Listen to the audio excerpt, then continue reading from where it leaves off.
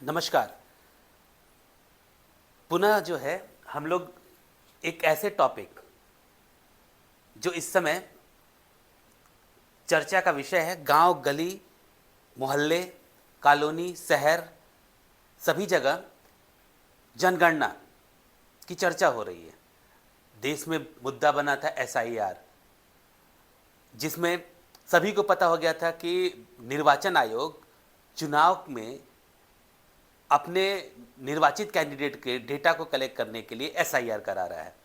काफ़ी उस पर लोगों ने अलग अलग तरीके से अपनी अपनी राय रखी। विपक्ष ने अपना रखा, पक्ष ने अपना रखा। लेकिन भारत की जनगणना 2027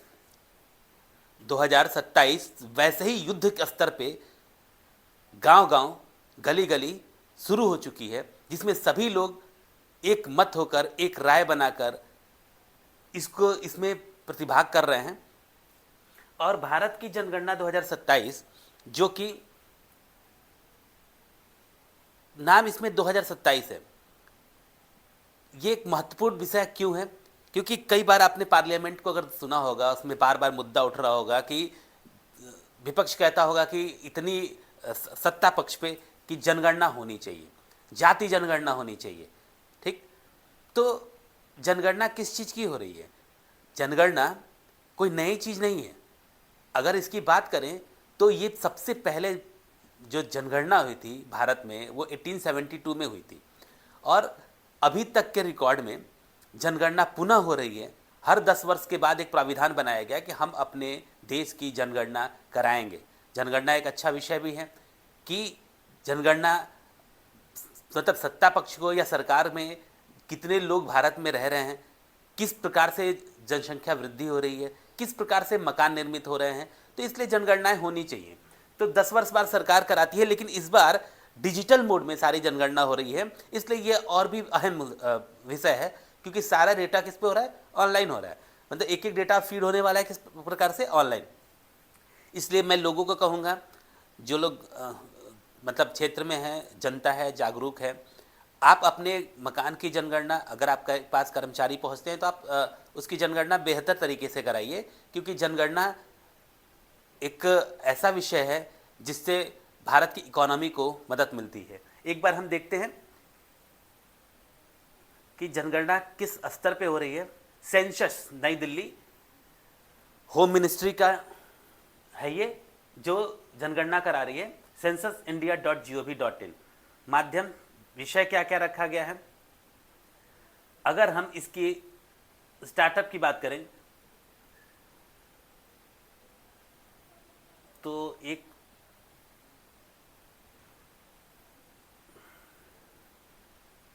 कुछ शॉर्टकट्स दिए हुए हैं, इसको आप देख लें। एपीके मतलब एंड्रॉयड पैकेज किट ऐप, ये जो भी हम लोग शॉर्ट टर्म यूज करेंगे, जैसे एचएलओ का काम क्या है? House listing and housing census operation. ये बार बार नाम आएगा। ये एप्लीकेशन है जिसमें लोग काम करेंगे। इसमें आईफोन के लिए और एंड्रॉयड के लिए अलग अलग है। ये सब शॉर्टकट्स है।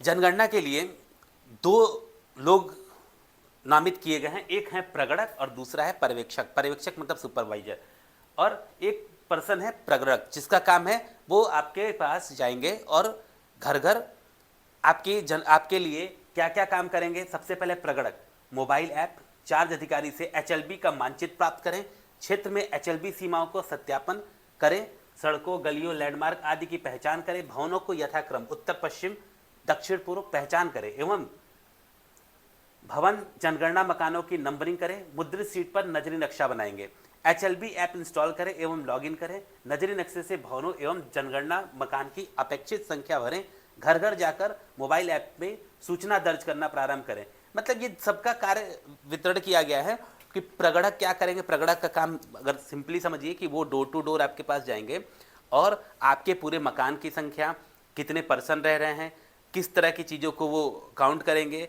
आप किराए पे रह रहे हैं कि आपका नाम कहीं और भी है, इन सब तरीके से जनगणनाएं करनी है। ठीक है। पर्यवेक्षक का काम क्या है? वो सारे प्रगणक को कंट्रोल में, अगर कोई बीच में कोई परेशानी आती है तो पर्यवेक्षक उनको क्या करेंगे, उनकी बातों को समझेंगे कि किस तरह की चीज़ें आती हैं और इनके अंडर में कई प्रगणक होंगे जो कि अगर कहीं भी कोई असुविधा होती है तो दोनों लोग को मिलकर एक साथ में काम करना है।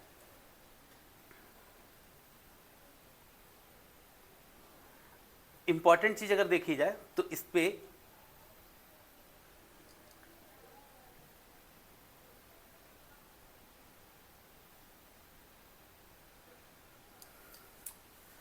सबसे पहले हम ये देखते हैं ऐतिहासिक पृष्ठभूमि, इसका जो हिस्टोरिकल पार्ट है वो क्या है। जनगणना का हिस्टोरिकल पार्ट अगर देखा जाए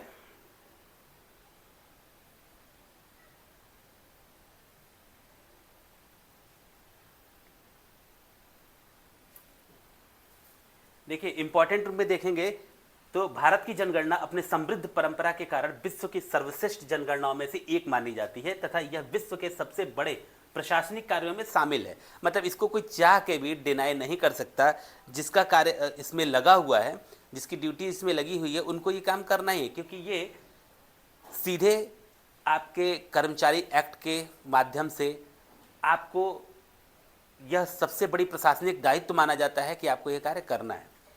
इसलिए इनमें इस कार्य में आप किसी भी प्रकार की कोताही नहीं बरत सकते। जनगणना भारत के संविधान की 7वीं अनुसूची के संघ अनुच्छेद 246 में क्रम संख्या 69 पर अंकित है तथा जनगणना अधिनियम 1948 इसके संचालन का विधिक आधार प्रदान करता है।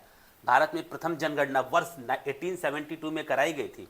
जैसा कि अभी मैंने बताया कि ये कोई पहली चीज़ नहीं है कि ये 1872 में पहले भी कराई गई थी, जो देश के विभिन्न भागों में अलग अलग समय पर संपन्न हुई थी। मतलब 1872 में इसका स्टार्टअप हुआ, वर्ष 1881 में पहली बार संपूर्ण देश में एक साथ जनगणना कराई गई। इसके पश्चात 2011 तक प्रत्येक 10 वर्ष में बिना किसी व्यवधान के जनगणना होती रही है। तथापि कोविड-19 महामारी के कारण भारत की जनगणना 2021 नियमित कार्यक्रम के अनुसार आयोजित नहीं की जा सके। मतलब चूंकि ये कार्यक्रम 2021 में होना था, लेकिन कोविड के कारण ये कार्यक्रम नहीं हो पाया है। इसीलिए यह जनगणना, भारत की जनगणना 2027 वर्ष 1872 से अब तक की 16वीं, ये भी सोचने का विषय है कि अब तक की अगर 1872 के बाद देखी जाए तो ये अब तक की 16वीं तथा स्वतंत्रता के बाद की 8वीं जनगणना होगी। मतलब स्वतंत्रता के बाद की जो जनगणना है वो 8वीं जनगणना है, और ऐसे तो देश के स्तर पे देखा जाए तो 16वीं है, 1872 से अगर कंसीडर कर रहे हैं तो। जनगणना आयोजित करने के उद्देश्य क्या है? हाँ, ये भी आप समझ सकते हैं कि इसका मेन मोटो है क्या, क्यों जनगणना आयोजित की जा रही है।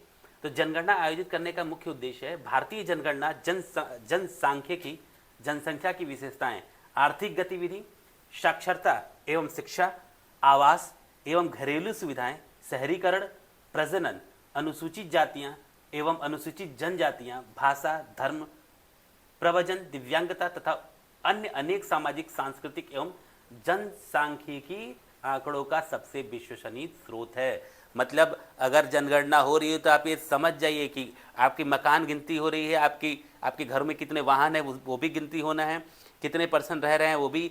अगर आप एक ही परिवार के पर्सन हैं, अब जनगणना में कुछ विशेष मुद्दे हैं जिसको हम लोग रखेंगे कि किस तरह से हम परिवार बांटेंगे।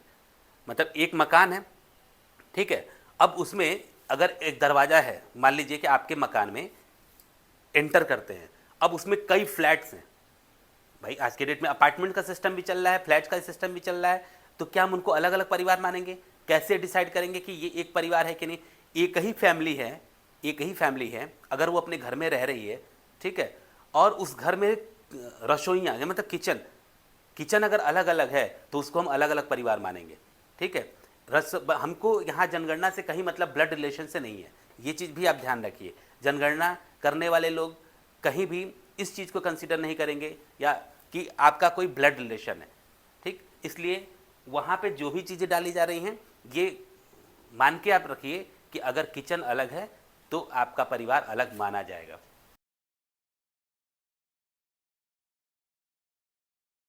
के टॉपिक को कंटिन्यूअसली हम लोग एक एक चरण में रखेंगे। जितने स्टेप्स आप देख रहे हैं कि कैसे क्या क्या चीज़ें आपसे डिस्कशन होती हैं, क्या क्या चीज़ें हम कंसीडर करेंगे या जनगणना 33 प्रश्न इसमें है, जिसमें अगर कोई आपके पास पहुंचता है तो आपके चीज़ों को देखा जाएगा कि आपके पास क्या क्या चीज़ें हैं, जैसे लाइन क्रमांक, भवन का नंबर डालना, ये आपके नगर निगम के माध्यम से हो जाए, जनगणना का मकान नंबर, फर्श, अगर आपके घर पे फर्श है तो उसमें क्या किस तरह की सामग्री को हम फर्श मानेंगे, दीवार में किस तरह की सामग्री इस्तेमाल हुई है, छत में क्या इस्तेमाल हुआ है, जनगणना मकान का उपयोग का पता लगाया जाएगा, स्थिति, मकान की स्थिति जर्जर है कि किस तरह की है, परिवार का क्रमांक, ठीक है, इस परिवार में सामान्यतः रहने वाले व्यक्तियों की कुल संख्या, परिवार के मुखिया का नाम, इसलिए आप रेडी हो जाइए क्योंकि ये प्रश्न होने वाले हैं अभी आप ही से।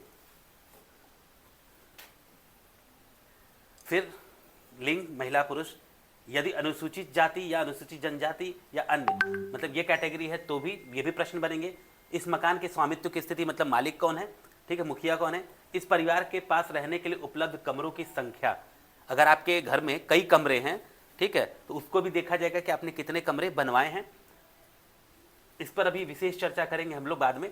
इस परिवार में रहने वाले विवाहित दंपतियों की संख्या, पेयजल का मुख्य स्रोत, पेयजल स्रोत की उपलब्धता, प्रकाश का मुख्य स्रोत, शौचालय की सुलभता, शौचालय के प्रकार, गंदे पानी की निकासी किससे जुड़ी हुई है, मतलब ये भी कि आपके पास जो पानी आपके घर मकानों का निकल रहा है, कहीं ऐसा तो नहीं है कि अब बाहर सड़क पे ही बहा रहे हैं, ठीक है। फिर परिसर के अंदर स्नान सुविधा की उपलब्धता है कि नहीं है, रसोई घर और एलपीजी और पीएनजी गैस कनेक्शन की उपलब्धता। एलपीजी बहुत लोग जानते होंगे, पीएनजी के बारे में कुछ ही लोग जानते हैं। पीएनजी वो होता है जो पाइपलाइन के माध्यम से गैस अगर आप इस्तेमाल करते हैं तो उसको हम पीएनजी बोलते हैं। खाना पकाने के लिए प्रयुक्त मुख्य ईंधन, रेडियो ट्रांजिस्टर भी आपके पास है तो उसको भी काउंट किया जाएगा, टेलीविज़न है तो वो भी कवर करेंगे, इंटरनेट की सुविधा, लैपटॉप, कंप्यूटर, टेलीफोन और मोबाइल फ़ोन, स्मार्टफोन, साइकिल और scooter, motorcycle, moped, car, jeep, van, कुछ भी आप रखे हैं, परिवार द्वारा उपभोग किए जाने वाला मुख्य अनाज, मोबाइल नंबर, ठीक है। ये है आपके मेन पॉइंट्स जिस पर आपके जनगणना होने वाली है। तो अब इसको विस्तार से समझने के लिए हम लोग नेक्स्ट टॉपिक में मिलेंगे, ठीक है।